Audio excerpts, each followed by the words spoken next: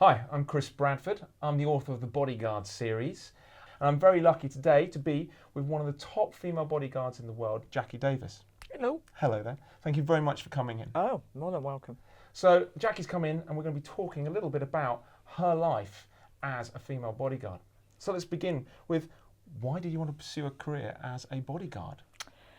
Well, I started off life as a police officer and quickly discovered I was never going to be the next commissioner. And there were no female bodyguards around at the time, and I was given the opportunity, so I took it. Absolutely zero female bodyguards? There was none around at the time back in the 70s, so I took it. Wow.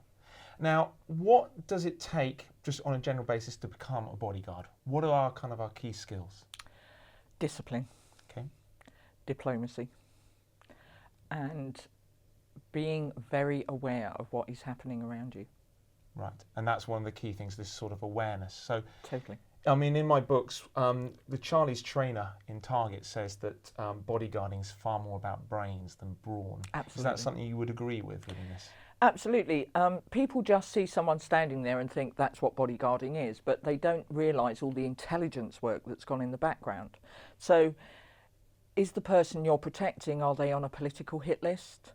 Are they being blackmailed? Are they being stalked? And all that intelligence information has to be gathered up by the bodyguards. Right. So they know who's, if anybody's coming for their principal. So this is even before you've even started protecting them? Absolutely. Before you even start protecting somebody, you have to know things about them. And so what appeals to you about being a bodyguard in particular? Because it is an unusual job, whether you're a guy or a girl, it is an unusual job. But it's very rewarding. I mean, for several reasons. One, you get to travel around the world, as a rule.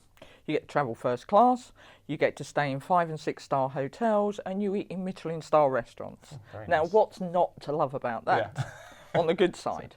On the bad side, you work long hours, you're on your feet a long time, and yes, it is your job, but that's because you're trained. You don't think to yourself, oh, you know, I'll take the bullet. You're trained to do that. So if something happened, you would instinctively put yourself in front of the danger, Yes. so that your principal was safe. What advantage does a young lady or a girl have as a bodyguard over the guys? Nobody thinks we're the bodyguard. If I'm doing a one-on-one with just a businessman and we're travelling somewhere around the world because he's delivering gold Krugerrands or whatever, they think that I'm the secretary or I'm the wife. So that gives me seconds of advantage. If there is an attack, nobody's expecting the counter-attack to come from me. They don't expect you, the woman, to Absolutely. be the weapon. Now, in terms of your experiences, are there any clients that you've worked with that you can mention? That, I mean, because I know you've got a lot of experience over these years, but there are certain people you can't talk about, non-disclosure. But are there anybody you've worked with that our young readers may know? Gosh, over the years, I've looked after an awful lot of people. Where shall we start? Justin Bieber?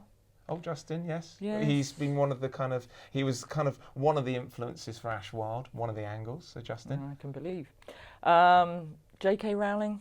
Ah, and how was that experience? Was there a different approach? Yes. Shall I say, to First of all, I had to read the books because I didn't know anything about them.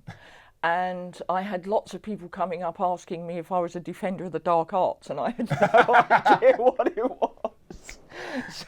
So I had to read the books to try and answer fans' questions, if you like, which is an experience for me. So, if there was one piece of advice you give to a young lady who would want to get involved in bodyguarding,